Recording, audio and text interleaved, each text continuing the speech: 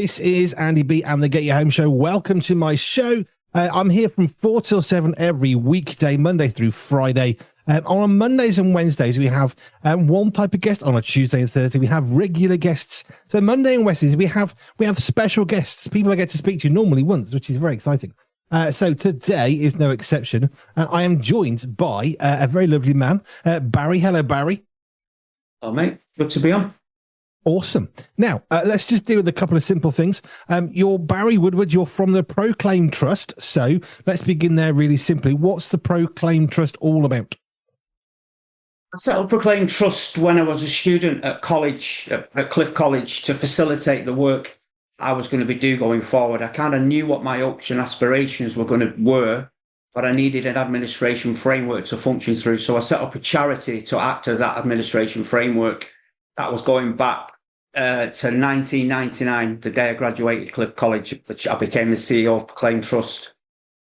Initially, we started to do stuff overseas because we were going into all the world and all of that kind of stuff. And I think I needed to get that out of my system.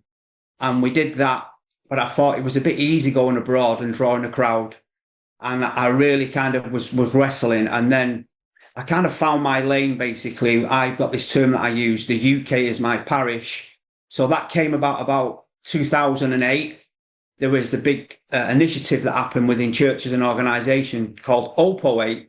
Some of you watching or listening may remember it. And it was like some big organisation put on this thing, and you could bring your organisation under the branding. And we did OPO8 in prisons tour. We did 21 prisons that year. And then when we met in the office on the Monday after that year had finished, and we were kind of thinking about what do we do next, we said we can't stop doing prisons. This has to become a regular part of the work that we do. So around that same time, I stopped saying yes to invites coming from abroad, and I started to focus totally and completely on the United Kingdom. I'll go abroad on holiday, but I won't go abroad to speak. That's my rule. No, but that's fair enough. And if you're not careful, you end up so thinly doing everything. You're not doing anything well. And the other thing I've learned over the years is if you do end up doing everything, you end up taking over from people who can do it better than you. Yeah. And we are part of a big family in a God's kingdom, which is what we try to be. Actually, saying no is a really powerful way of helping somebody else to say yes. Yeah, Jay John's got a phrase, who's my mentor. He says, if you spread the jam too thin, you can't taste the jam. And that's the thing. So for me, it was like, over the years, I've learned to major on my majors and minor on my minors. I won't do anything that I'm not supposed to be doing, but what I'm supposed to be doing, that gets all the weight behind it, all the force, everything we do revolves around what we're supposed to be majoring on. And that's the lane that we're in right now. Which is good advice for all of us, really, because it's very tempting, though, especially if you can do something to a reasonably good standard, to think, well, I'll just do that. When we were involved in children's ministry years ago, you get loads of teachers, oh, I can work in the Sunday school or the children's church. And we'd say, well, maybe you can, but what's God wanting you to do? The fact you can do it, as one really wise guy once told me, the fact you can do it, Andy, may be a good reason that God doesn't want you to do that. How are you going to learn to be more like Jesus if it doesn't take you any effort or energy to do that? I was just one of the little bits of wisdom that I've picked up along the way. Yeah. And that's something that I've learned over the years. So there's some things I will clearly say no to, and some things I will totally say yes to, and keep that focus. And obviously I don't do it on my own. I've got a fantastic team working in the background who's making all that happen, and they're very skilled in what they do as well. So it's knowing what your strength is and sticking to your strength. And that's how we can keep, as a charity, making a difference on the front line with what we do, yeah. You see, now, if I stop this interview right now, we've just, through you, delivered an amazing piece of wisdom for everybody. Stick in your lane. Do what you've been called to do. Yeah. I just think that in itself could transform so many different people's lives. Yeah. Finding your lane takes a while. Yes. Because I was overseas, I was doing this, I was doing that, I was doing this, but I was spinning the plates, and then it felt like, found it. This is it.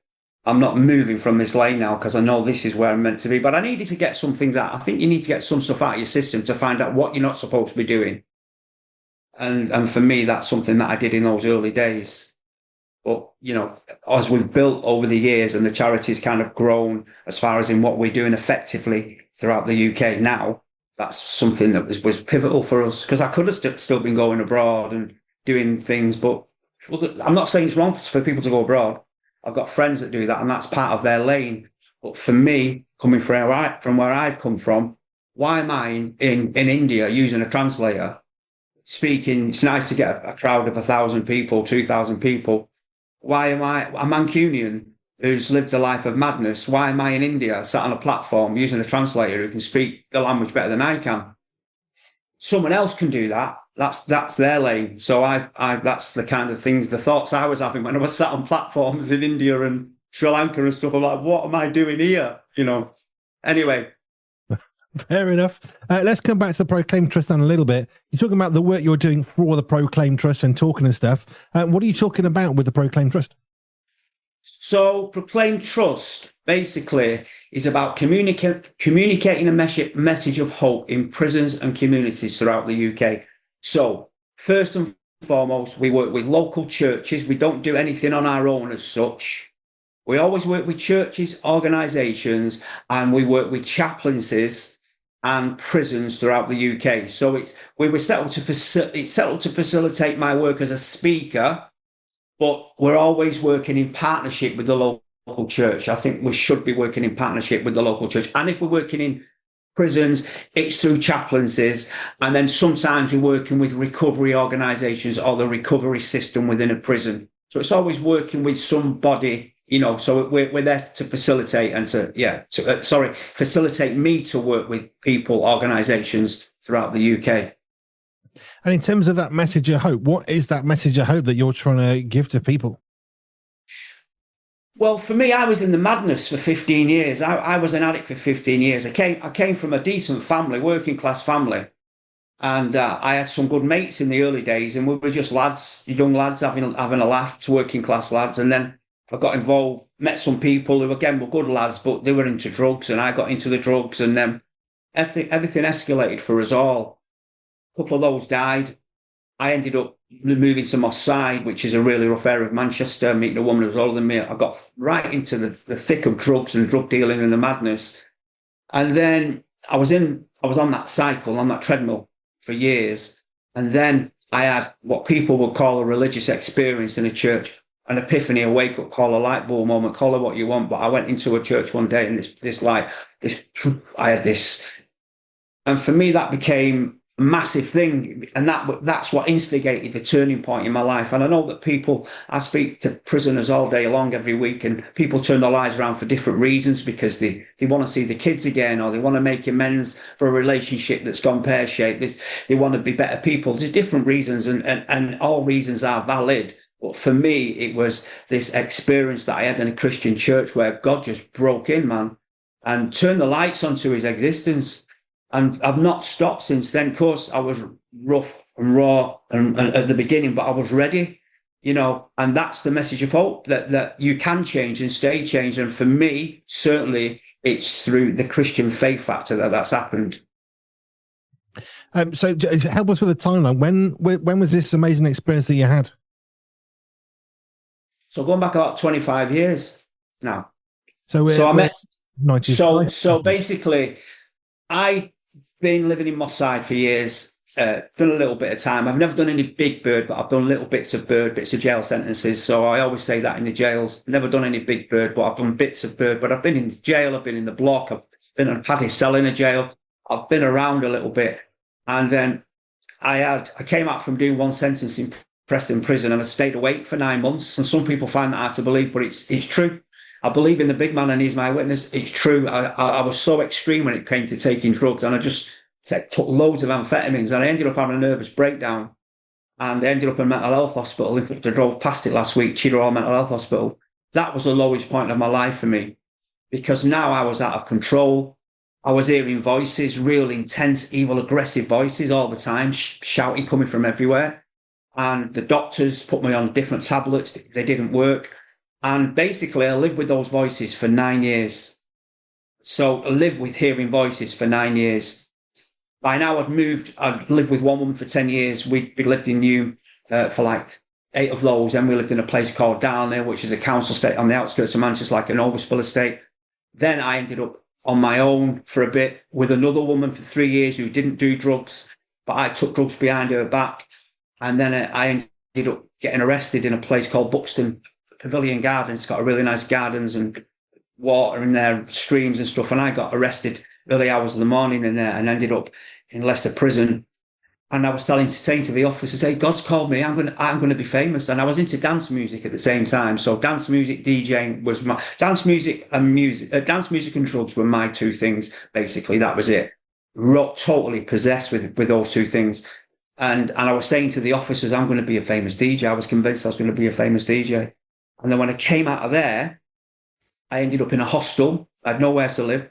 Lived in that hostel for a year. Then another hostel. Then another hostel. Then I got a flat, again, on the outskirts of Manchester, still in Manny, but on the outskirts, housing association. And I'd lived in that flat for a few weeks. And then I met three people. This is mad how all this happened. I'd only lived in that flat about 5 weeks. I went to cash my benefits one day. I got my money, put it in my pocket, and I gets on the bus to go into the town centre. And the bus takes off. It stops at the next stop. And this guy gets on the bus. He's got a bottle dot on his face, which is like a tattoo beauty spot that they used to do back in the day, to say they've been in Borstal. Lads, women still do it now, but it was in those days. He had a balls dot on his face, had a big fat neck and short stumpy fingers, and he sits next to me. And I wasn't in the mood for a conversation, but he was. "You all right, mate? How you doing?" I'm thinking, I was all right till you sat down. "Hi, my name's John." And we got chatting, and he was dead genuine. There was something about him. We connected because he was into music, different era kind of northern soul he was into, but he knew a couple of clubs in town that I knew. He knew a couple of places. So there was a bit of a connect. The music was what we connected on. And I got off the bus and I kept thinking, he was sorted him. He had something that was different.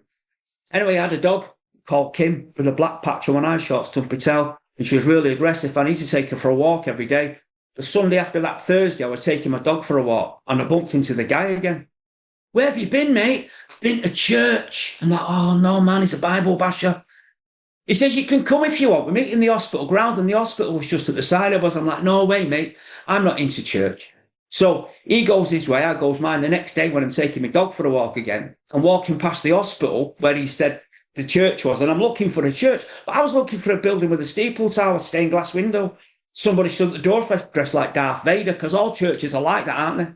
Couldn't see a church. Next day looking for the church, couldn't see it. Then I had an appointment with my new psychiatrist. I've just moved to this new area. So after being ill for all those years, my first appointment with this guy called Dr. Samuel Yangi. He was from Nigeria. Thought nothing of that. Friday morning, my door goes. I'm thinking, is that the coppers? Natural reaction. I thought, no, they don't knock. And I walked into the hallway, opened the door. It's this little woman. "Hi, love, I'm your next door but one neighbour. I couldn't introduce myself." "You've just moved in, haven't you?" Yeah, well, 5 weeks ago. "You've not got much furniture, have you?" "No." "You've come from Manchester, haven't you?" Yeah, she knew all about me. She'd been doing her own work.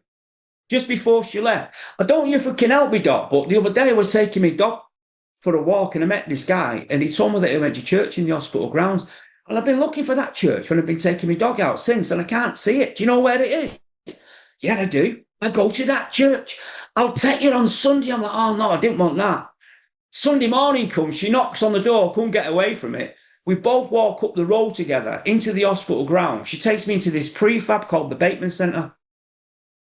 People coming up to me, they were dead friendly. I'm thinking, why are people so nice to me? Sits down, sat there for a few minutes. There's a tap on my shoulder. I look round, it's a guy that I met on the bus. "What are you doing here?" "Didn't think you wanted to come." "No, I didn't want to come. This is Doc. She knocked on my door." "You don't need to tell me about Doc." "Well done, Doc, for bringing him." I'm thinking these two have set me up. Then just before this started, the music I heard behind me, "Hallelujah, praise the Lord." I had no idea what that meant then. I looked round and it was my psychiatrist just walked in the door. So imagine, Andy, I just moved to a place. I've been there 5 weeks. I meet 3 people throughout a 10-day period. And all 3 of them were in this little prefab in the middle of this hospital, on these hospital grounds. I'm thinking, these guys have all set me up. They must have done. But I believe the big man had set me up. I got prayed for that day, and that's when the switch was flipped. And I've never been the same since. I'm not surprised. One of my great privileges is chatting to people, and part of that is, where did God enter your life in a meaningful way? We ask that question in many different ways, but so frequently, the bit that I love is exactly what you've just described. where you have 2, 3, 4 incidents that are seemingly random, coincidental, only Yeah. they're not. They are tied together in a Yeah. way that only a Absolutely. divine creator could have done. And all of Yeah. us are joining that church thinking, I've been set up here. Well, no, it's just God speaking to people because he loves you. Yeah. And that's totally it.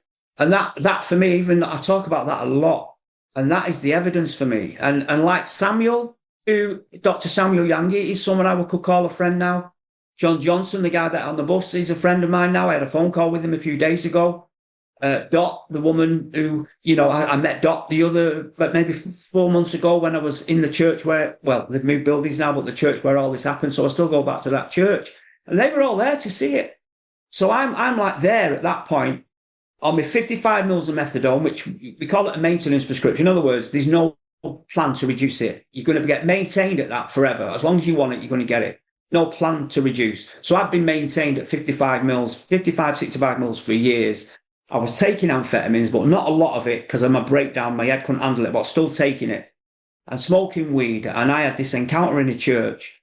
And then after being prayed for by this guy in the church, Alan Reeve, he died not so long ago. He became my mentor, spiritual father. He got me going. He got me set up in college and stuff like that. He really did some good work in those earlier days. Got me on good grounding.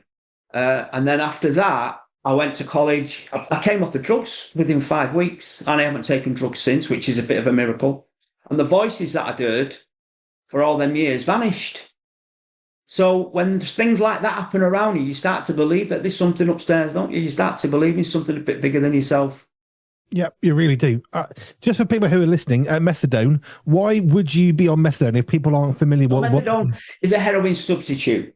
So I started taking heroin when I was in my late teens. The guys I was knocking around with at that time was a bit older than me. They was like in the early 20s, like 21, 22, 23.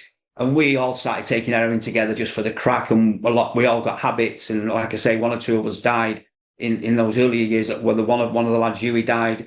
He was the first to go. And then as time went on, a couple of the others have gone and stuff like that. But then when heroin became easier to, you was taking heroin, but when methadone became easier to get at first, you have to go into a mental health hospital. And then they assess you and they keep you in, then they put you on like a reduction prescription. The local hospital to us was Prestwich. So some of the lads within that initial group that I was hanging around with ended up going into Prestwich. And then there was getting support to come up the methadone. But then methadone got easier to get. Then they started making needles easier to get because they realized that because people would live longer because they were using. So everything got easier. So I originally came from Salford. By now I was living in Moss Side. And that's when I got on a methadone prescription, but I was still taking heroin at the same time. That's what we used to do. We used to take heroin as well as the methadone. But then the idea was the proper way of using it is that you take methadone instead of heroin and you don't get any withdrawal symptoms and it makes you feel the same. You still get the same. Methadone makes you feel the same as heroin does. 99% the same anyway, but you don't inject it. You drink it. It's a medicine where we were injecting right from the start. I was just curious for people who perhaps aren't familiar with that or around the world or what have you. So you're in the I suppose it's that cycle of drugs. You called it a treadmill, which I think is probably a really, really good description of it, where it's just going round and round and round. But I mean, this is the thing when I read the book by David Wilkerson, who set up an amazing organization in the US, and it was heroin that he was really working with people with heroin, and nothing was working except for God could make a bit of a difference in terms of religious experience, but it was the power of the Holy Spirit is what he would say was the only thing that can actually break the addiction to heroin. So a lot of what he did was, well, this is the only thing we found that actually has any power over it. Yeah, I think to be fair, I think that's one school of thought. I mean, and I kind of agree with it in a sense because I had this encounter and that changed everything for me. But over the years, I've got a lot of friends who are like 12 steppers. They're doing the 12 steps, and them 12 steps have helped them get free and kept them free. So there's lots of different ways that people are getting clean and staying clean. I don't know what the 12 steps are. I've never done the 12 steps. I went to Bible college and renewed my mind that way. that became my kind of rehab in a sense. But because I do a lot of work in rehabs and a lot of work in places, there's a lot more rehabs around now as well, where you can get support. And it can involve an element of faith if it's faith-based, but there's lots of people getting free. And I think we have to be careful because it doesn't just happen this way, if you know what I mean. Yeah. I think it become a bit more legal. It's like it does. I know literally hundreds of people who where it's happened a different way, but they're living clean now. They've got good lives, families, careers, stroke, working for the church or whatever, just living a better life. So I think, yeah, freedom for me. I'm free, man. I got prayed for and I got set free. That's why when I was in Milton Keynes with my publishers in 2006 discussing writing a book. And I remember coming out of my hotel and I was thinking, I'd met with Malcolm Down, who was my publisher, but he worked for Milton, he worked for Authentic Media. And he's still my publisher now with this firm that he set up for one of the books that we've got out. But I was thinking, what do I want to make a statement in the title. I was once an addict. I'm not walking around. I can't tell you the day that I was once an addict. I'm clean, man. But if you say that to some people, they'll think, well, no, because I'm in recovery. And that is totally fine. It's language and understanding and respecting other people's journeys. If that's the kind of teaching and training and understanding they've got, and it keeps people clean, and if my way keeps me clean, if wanting to live a better life to please my wife keeps you clean, whatever works for you. That's the way I see it. Yeah, we're all different. And I think that's a really important thing to remember, because sometimes you'll pray for something and nothing happens. That's right. Is the prayer broken? Are you broken? Well, no, not necessarily. But not every prayer works. Otherwise, we'd all be millionaires, probably living in Barbados if we all got what we wanted. Well, that's the thing. So it's understanding and respecting other people's journeys. And actually, sometimes, there are stories like mine where it's been an instantaneous thing. But the majority of stories are people who have started a journey and then gone back and then got back on the horse and then rode again and then fell off. And that seems to be the way, but that's okay. Yeah. It's progress, isn't it? And I think I'm pretty sensitive with stuff like that, and understandably why, because I know people who have done it differently than me. That's fine, man. Let's move on a bit. So you've written books, you've worked in prisons, and you're working in prisons. You've had a bit of experience in prison yourself, but never anything particularly large. How did you find yourself one day actually realizing you were in prison? I know you talked about the Hope 08 thing, but what got you actually into a prison in the first place? So before that, when I was a student at Bible college, a guy called Phil, who was the evangelism director at Cliff College, in our second year, they sent us on placements. So he sent me on a I think it was a week-long placement. All the students in the second year were sent on placements. The times a year when you all did stuff. And he arranged for me to go on placement in Buckley Hall Prison, which is in Greater Manchester. And I spent a week in that prison. So I did like little groups. I did little talks at different like small events. And then I did stuff in the evenings and met with the lads and stuff like that. So that was my initial into a jail. And I always thought, there's going to be something in this, because obviously I've been in jail and I've been on drugs and I've lived a bit of a life. So there's a connection that can relate to that.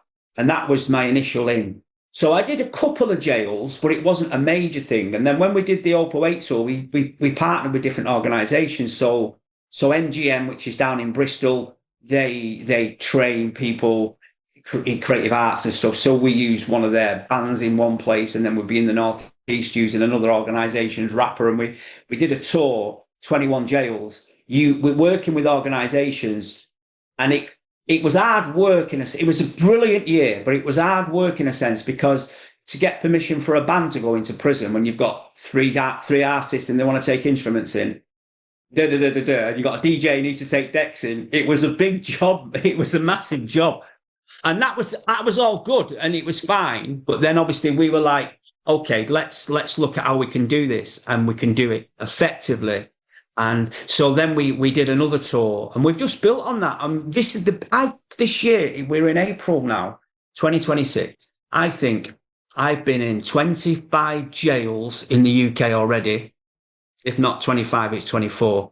And 2 of those jails I've been in twice. And it's only April.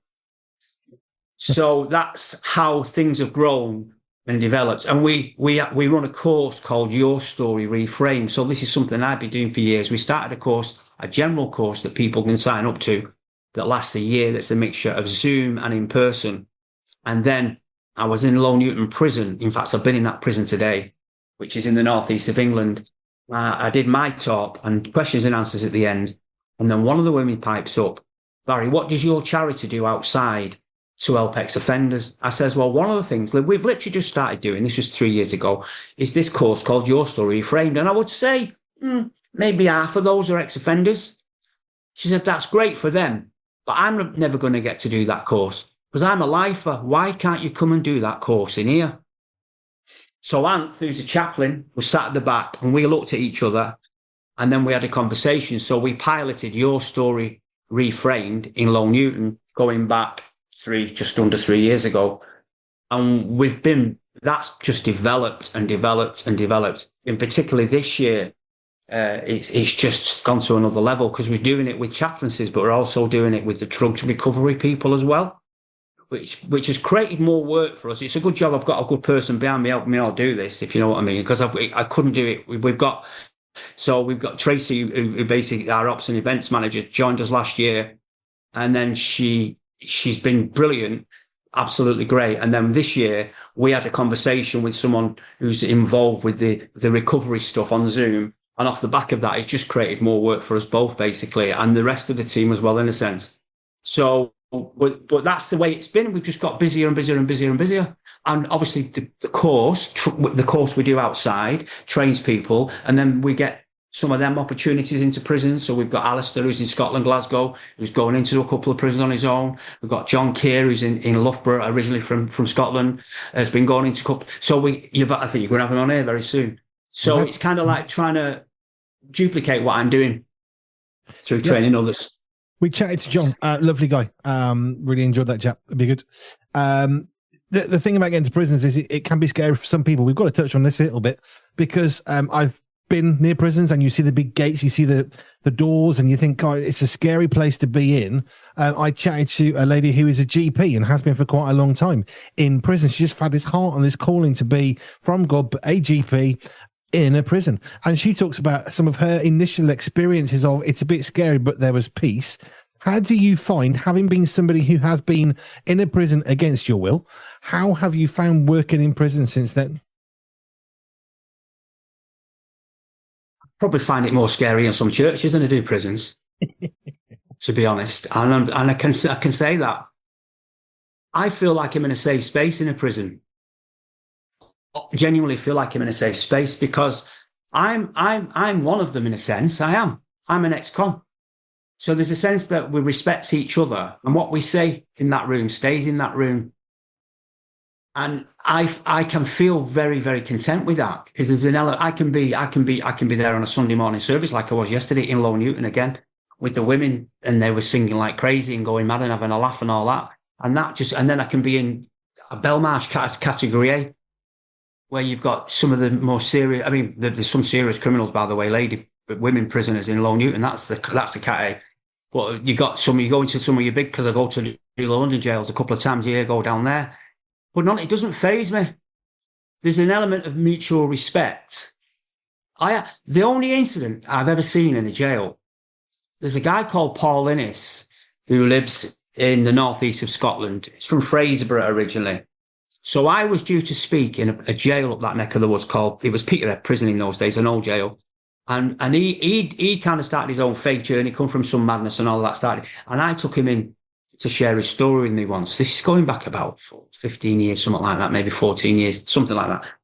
So I take Paul in, he tells his story, then I speak, and it was like a classroom, but it was packed out. People were stood around the sides. It finished, and then two lads stepped outside and they had the biggest fight, a proper scrap like you've never seen before. These two lads proper laying into each other. It was a proper man's fight. The officers was nowhere near, and I was just watching thinking, this is a good scrap, this. And Paul Innes is coming with me the first time. He stood thinking the same. It was like, that's the only incident I've ever seen. There's been a couple of other things that I've seen, but that's the only incident. It just happens that Paul Innes is now the lead chaplain at a prison that's been built instead of the one in Peter. It's still in Peterhead, but it's called HMP Grampian. It was built instead of. It's next to it, basically. They basically made a museum out of the old one. But Paul Innes is now a prison chaplain, and he referred to that story the other week when we were chatting, because I go up there with him doing a summit in his jail with him, and it was, so that's the only, that's one incident.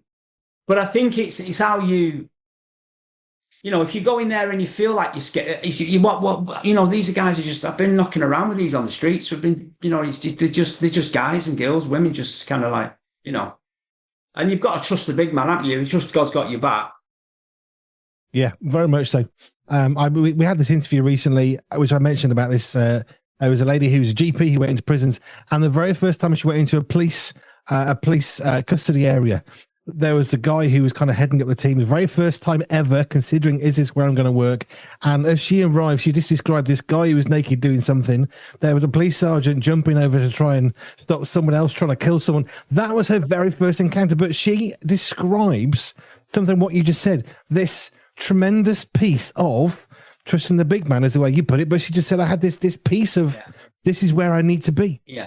If you know you're meant to be somewhere, then that's the most comfortable, it can be the most comfortable place for you, even though there's stuff going on around you. You can be sat in a prison with a bunch of blokes, 100 men, and you can feel as safe as houses. But I think you need to be wired in a certain way to do prisons work. It's not for everybody, but you need to be wired in a certain way to lead a church. Yeah. That's what your lane is. That's about finding your lane, isn't it?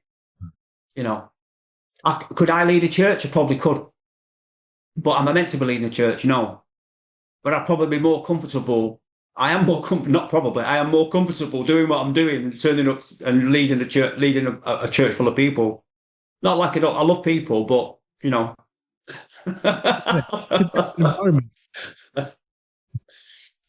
Let's get on to J. John a little bit, because I met you the first time at a J. John evangelism conference not that long ago, weeks, I suppose, a few months, whatever it was. And it was interesting hearing some of your story, and lots of people got up and shared their story. I did the same. How did you find yourself in some way working as an associate with Canon J. John? So when I was a student at Cliff College, I knew that speaking was going to be my thing. I knew that speaking was going to be my thing. I knew that I felt that was part of God's plan for my life, that I'd been called as a speaker, no doubt about it. So I was, in the earlier days, I was kind of all the thing, anything I could do at college to do with public speaking, I would do, you know, any kind of lectures or anything related to that. And then my dissertation was entitled Effective Communication Today, and that was a 12,000 word piece of work that I had to do. So with that, I saw some of the speakers who I looked up to at that time, and J. John then was proper in his prime and a creative speaker. So I wrote to J. John in 1999, and I said, can I interview you to do with my assignment? And he said, yeah, of course you can. He sent me a little card back. He signed it off, Shalom, J. John. Yes, of course you can. And in those days, there was the Evangelist Conference in Swanwick, and the Cliff College students always went to the Evangelist Conference in the second year. So I arranged to meet J. John at the Evangelist Conference. So that was my first initial contact with him. Fast forward 4 or 5 years, I've now joined the Assemblies of God, which is a denomination. I've become a minister of the Assemblies of God. And there's a guy in Nottingham called David Sherman, who is still around, but in those days, he was a proper heavyweight speaker, minister. He carried a lot, and people respected him. So David Sherman used to have like a leaders thing that he brought people to in Nottingham. So he invited me to be part of that. So I'd go to this whenever it was, every 3 months, 6 months. And I was there as one of these evangelists I was based in a church in Bolton, but I was, you know, going to, so we're at that conference once, and David Sherman said, we've got a speaker coming this afternoon, but I'm not going to tell you who it is. You'll know him, but I'm not going to tell you. So we were like, who's going to be? Is it going to be? Is it going to be? So like 250 was there, 200 there, maybe, yeah, about 200, maybe a few less. So anyhow, in the afternoon, J. John comes walking in, and we're all like, oh no, da da da da da. So he gets chatting to me at the end, and he says, "Oh, I remember you when you wrote to me. Why didn't you write to me again?" So I wrote to him, and he says, "I want you to go and have a meeting with my friend Andy Economides. He lives in Chichester. He did then. He lives in that area-ish now. That's miles away from Manchester." He says, "But I want you to will you go and see Andy for me and have a conversation with him?" Yeah, of course. So I went to see Andy Economides, and that was probably one of the best meetings I'd ever had in my life. In those days, the trust was just getting going. Our income was £12,000 a year. When I said that to Andy, he said, "What, is that your salary?" I said, "No, that's our income." He said, "That's rubbish." He says, "How are you living?" I says, "Well, I'm earning 400 quid a month. I've got an old car." And he really grilled me, and I spent about 4 hours with him. And I came out there feeling like I'd just spent time with the wisest person in the world, because he'd been around a bit. He'd been around. So off the back of that, J. John then invited me to one of his associates retreats as a guest. And then after that first retreat, he invited me to become an associate. And that was 18 years ago. I've been an associate at J. John's ever since. And that link and that connection for me has been invaluable. He's a friend, and I've been part of his group. He's got guys and women as well, but he kind of does stuff with us every year. We go to a retreat every year, and then he does the evangelist conference, and then sometimes him and Killy does stuff with the women. So it's all kind of, yeah. But yeah, that was invaluable for me. Still is. And you saw what he did at the conference this year. Yeah, that was pretty good. Blew me away, that man. That was like, wow. Nobody in his team knew that, I think the one person, nobody knew. Nobody knew. One of the bits you were talking about is, he said that we're going to have an offering, but I'm not going to tell you for who it is. You just got to trust me, he says from the front. And money came in. I'm thinking, well, that's one way of doing it. Someone's going to have a blessing of some sort. And it was just watching you on stage was beautiful, because it wasn't just about money from people to a person. It was about God at work in his family. Mm-hmm. Yeah, absolutely. Yeah. Of course, the money was massively helpful for us, but the way that he did it, I thought it was going to be for one of his projects, because he's, a lot of the time he doesn't break even to run the evangelist conference. So he takes the offering up, and that helps him because he subsidizes a lot of it, because he's and that's over the years, that's all what he does. And then sometimes he might have a project that he's on. So I just thought it's going to be something to do with Philo. So when he actually did it and brought me up, like literally pinged me, it's like, huh? But no, that was absolutely beautiful, and I still think about that. A moment I'll always cherish. Yeah.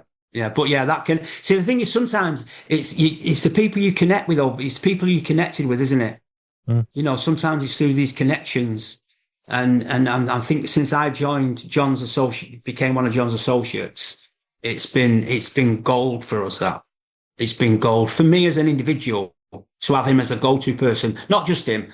I'm speaking to people on his team. He's chair of trustees. I had a conversation recently about a new thing that we're doing, a workbook that we're doing for prisons. So I spoke to Dave Withers, who's a real expert with copyright and stuff, who's been part of John's team for years, and he's worked all over the place, Premier Radio and all that. And so with these, we've got access. So we've got access as a charity to this, how John has been doing stuff all these years. Which is awesome. If you reflect just a little bit, I don't always do this, but let's reflect a little bit. What you called as madness, you moved around a bit, drugs was part of your life, dance music was part of your life. You've done bits of time in prison, Cliff College, where you've done some theological training, now a minister as well. As you look back through your life from the madness that was before you had that encounter, which you thought was someone setting me up, no, it's just God loving you. How do you look back on where you were to where you are today? What does that kind of, how do you reflect back on that? I have to pinch myself, really, because I my like I say, my family were a good family. I had some good mates in those early days, but then things just escalated, and for me in particular, with the madness in Moss Side and the voices. So I have to pinch myself that I'm still standing, that I'm able to do it. And if God wouldn't have intervened, if God wouldn't have stepped in, I don't think I'd have been on this program right now. Like I say, a couple of the lads who were a part of that group had gone now, and one of them went at 24. We went quite young. So when I reflect on I never forget where I've come from. It's good to stay rooted. And I drive past phone boxes where I've been left for dead. I think about that, and I think I'm still here. You know, if God wouldn't have intervened, and then when I think of the influence that I've got in prisons through the storytelling and through my narrative, only God could do that. It's not something I planned to do back in the day. Oh, I'm going to, I'm going to. It wasn't something I planned to do, you know. And it's like a woman I was chatting to yesterday in the jail, who's one of the workers in there, and she said, you live for this. This is what you live for." And I do. I've got a great wife who allows me to live like this. She's got a great wife who's from London, and she's dead supportive. And we make sure we get our time together, but she releases me to do it, and I live for it. You know, I wanted to talk just briefly as we come to about Pure Men's Mag, which you're writing for the next year.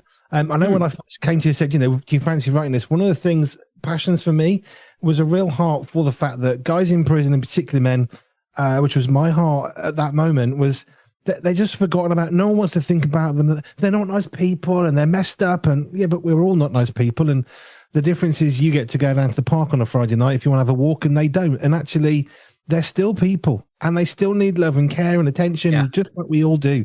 And that 100%. Was part of the desire.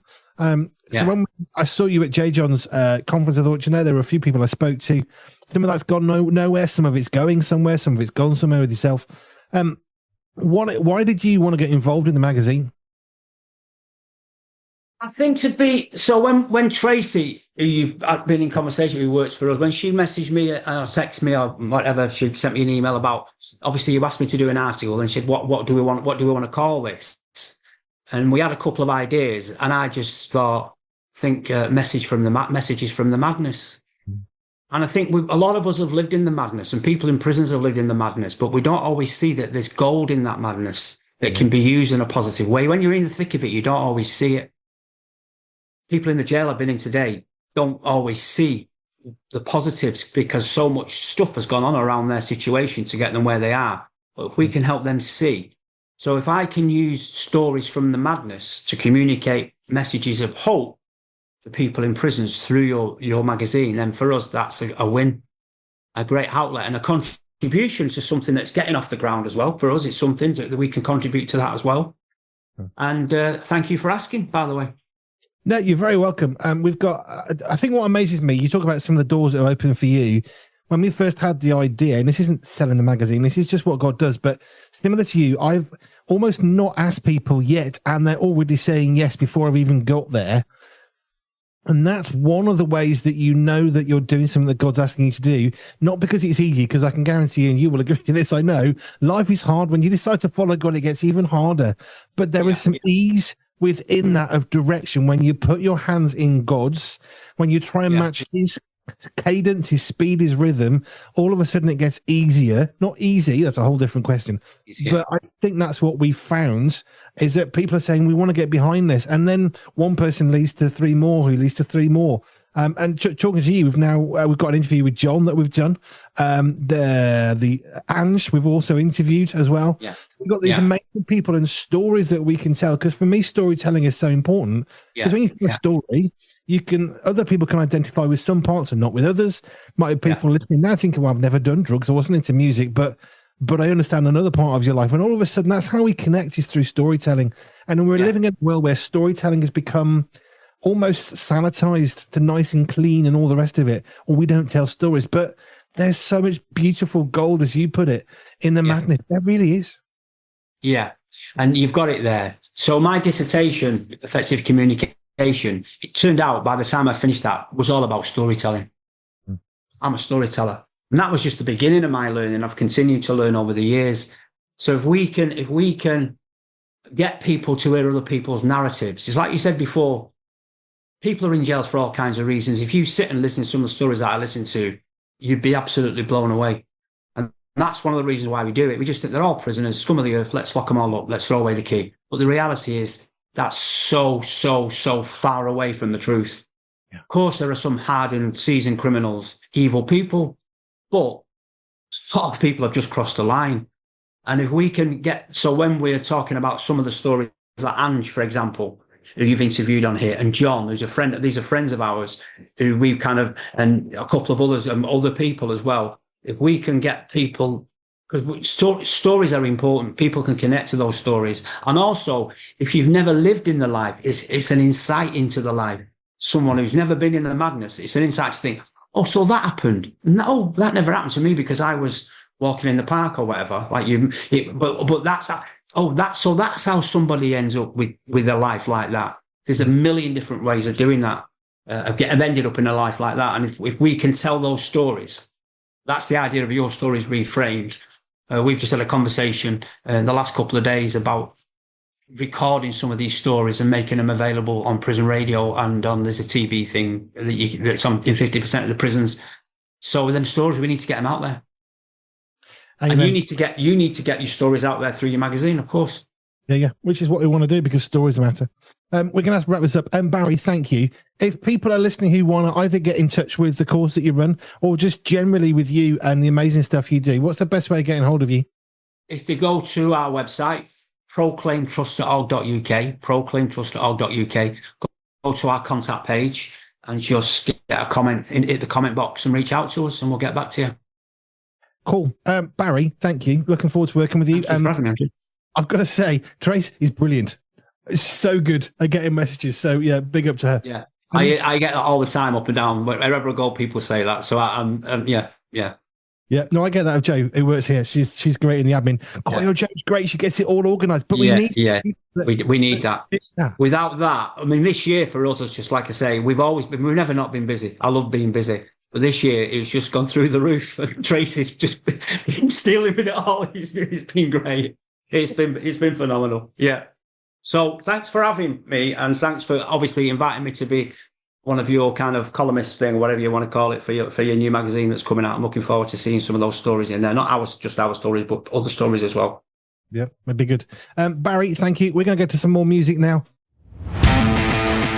The very first edition of our brand new monthly magazine, By Men for Men, hits the streets from the 1st of May. Pure Men's Mag is go. We've pulled together the very best writers we could find, scouring the earth, looking high and low, which means we've done the hard work for you. All you have to do is grab yourself a subscription. We've got digital subscriptions available everywhere via our website, or a 6-month subscription of these high quality, non-digital, tactile interfacing devices. They don't crash, they don't need updates, the battery is always at 100%. And even better, a brand new one appears every single month. Just head yourself over to www.puremensmag.com and grab yourself a copy. These are by men, for men, and always AI free. Pure Men's Mag is a go.